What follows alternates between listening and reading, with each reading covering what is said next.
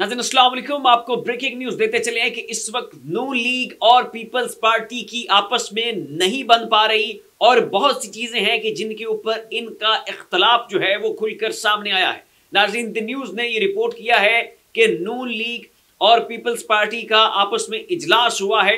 शहबाज शरीफ ने जरदारी से मुलाकात की है और उस मुलाकात के दौरान दोनों ने मिलजुल कर जो है इख्तिदार बांटने के ऊपर जो है वो गुफ्तगू की, जिसमें जरदारी साहब ने बात का आगाज जो है वो बिलावल भुट्टो को वजीर आजम बनवाने से किया, जिस पर शहबाज शरीफ बिल्कुल अचंभे का शिकार हो गए। बड़ा हैरान हुए कि अक्सरियत इनके पास नहीं है, लोग इनके पास नहीं है, कैंडिडेट्स इनके कम हैं और उसके बावजूद जो है ये हुकूमत हमसे मांग रहे हैं। और इसके ऊपर नाज़रीन शहबाज शरीफ साहब बड़े नाला हुए और बड़े परेशान थे कि अब हम क्या हल निकालें, क्या सोल्यूशन निकालें कि जरदारी साहब जो है हमारे साथ किसी सूरत भी चलने के लिए तैयार नहीं है। एक ही जो है उन्होंने बात का आगाज ही इसी से किया कि जो बिलावल भुट्टो है इनको वज़ीर आज़म बनवाया जाए और बदले में जरदारी साहब ने कहा है कि हम पंजाब में आपको हुकूमत दिलवा देंगे, पंजाब का जो वज़ीर आला होगा वो नून लीग का होगा, ताहम वफाक में जो है बिलावल जरदारी इनको आपको वज़ीर आज़म बनवाना पड़ेगा। इस वक्त नाज़रीन नून लीग में सफ़े मातम बिछी पड़ी है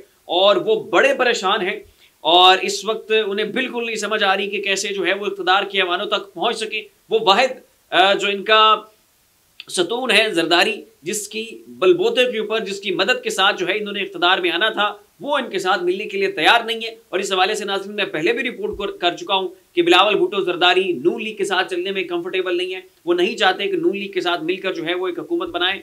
और इस हवाले से बिलावल भुट्टो ने मुख्तलिफ अपने खुतबात के दौरान और अपने खिताबों के दौरान भी कहा है कि हम इंडिपेंडेंस के साथ मिलकर जो है वो हुकूमत बनाना चाहेंगे, लेकिन तहरीक इंसाफ कभी भी अपने असूलों के ऊपर, कभी भी अपने नजरिए के ऊपर जो है वो कंप्रोमाइज नहीं करेंगे और कभी भी वो पीपल्स पार्टी के साथ मिलकर हुकूमत नहीं बनाएंगे। अब नाज़रीन दी न्यूज ने एग्जैक्ट खबर क्या छापी है, क्या है उनके एग्जैक्ट वर्ड्स, वो मैं आपको पढ़ के सुना देता हूँ। नाज़रीन, आम इंतखाबात के बाद हुकूमत किस पार्टी के साथ मिलकर बनेगी, पार्टी जोड़ तोड़ जारी है। नून लीग के साथ मिलकर इत्तेहादी हुकूमत बनाने के लिए पाकिस्तान पीपल्स पार्टी ने बिलावल भुट्टो जरदारी के लिए वजारत उज़्मा का मुतालबा किया है। दी न्यूज को नवाज लीग के जरा से मिलने वाली इतलात में बताया गया। अब दी न्यूज को जो नून लीग के अंदरूनी जराए हैं उन्होंने ये खबर दी है कि साबिक वज़ीर आज़म शहबाज शरीफ से साबिक सदर आसिफ अली जरदारी और बिलावल भुट्टो ने जुम्मे की रात को मुलाकात की और मुस्तकबिल में इत्तेहादी हुकूमत बनाने पर गुफ्तगू हुई। तो जुम्मे की रात को नाज़रीन आसिफ अली जरदारी,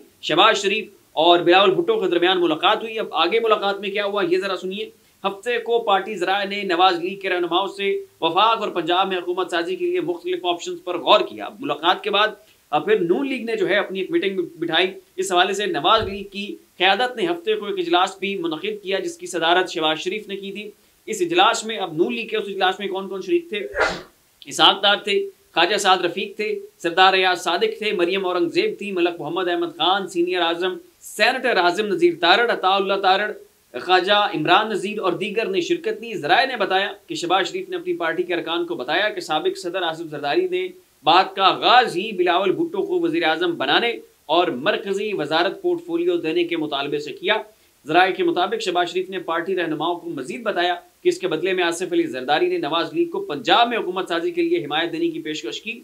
नवाज लीग के सदर ने हुकूमत साजी के मुतअद्दिद ऑप्शंस पर भी गुफ्तगू की। ये भी ज़ेर गौर आया कि अगरचे नवाज लीग मुल्क में सबसे बड़ी सियासी जमात की हैसियत से सामने आई है, लेकिन यह अभी अपने तई हुकूमत नहीं बना सकती और इसे दीगर पार्टियों या आज़ाद अरकान की ज़रूरत होगी। तो ये नाज़रीन इस वक्त खबरें सामने आई हैं कि शहबाज शरीफ ने जरदारी से मुलाकात की, उस मुलाकात में बिलावल भुट्टो भी शरीफ थे और जरदारी ने बात का आगाज जो है वो इससे किया कि बिलावल भुट्टो जरदारी को वज़ीर आज़म बनवाएं, हमें अहम जो है वजारतें दें और उसके बाद जो पंजाब है वहां पर हम आपकी हुकूमत बनवाएंगे, क्योंकि ज्यादा मैंडेट हमारे पास है और बहुत सारे इंडिपेंडेंट्स की जो हिमायत लेने में हम कामयाब हो सकते हैं। लिहाजा इस वक्त जो बड़ा चंक है इक़्तिदार का, जो बड़ा हिस्सा है इक़्तिदार का, वो पीपल्स पार्टी को लेना होगा और आपको हमें देना होगा। ये नाज़रीन इस वक्त बहस मुबाहिसे चल रहे हैं।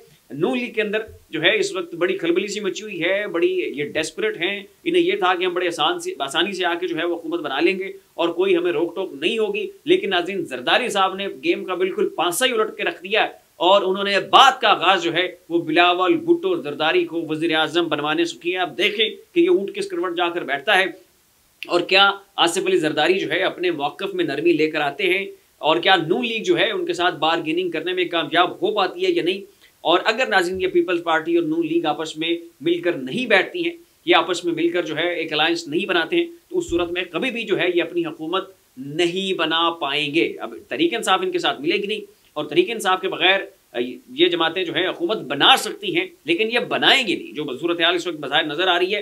اب دیکھیں ناظرین کہ آگے چل کے کیا ہوتا ہے. دوسری جانب آج تحریک انصاف کا جلسہ تھا پورے پاکستان میں، اور انہوں نے کال دی ہوئی تھی کہ آج 2 بجے جو ہے تمام تر کانسٹیٹوئنسیز کے لوگ جو ہیں وہ سڑکوں کے اوپر نکلیں گے، لیکن عین موقع کے اوپر آ کے تحریک انصاف نے ان جلسوں کو، ان جلوسوں کو مؤخر کر دیا ہے، کیونکہ تحریک انصاف کی اندرونی ذرائع نے انہیں بتایا ہے کہ آپ کے خلاف ایک اور فالس فلیگ آپریشن ہونے والا ہے، ٹھیک ویسے ہی جیسے 9 مئی کو ہوا تھا کہ پلان کسی اور نے تیار کیا اور شر پسند عناصر اندر گھسے ہوئے تھے، جان بوجھ کر جو ہے تحریک انصاف کے اوپر ملبہ ڈالا گیا.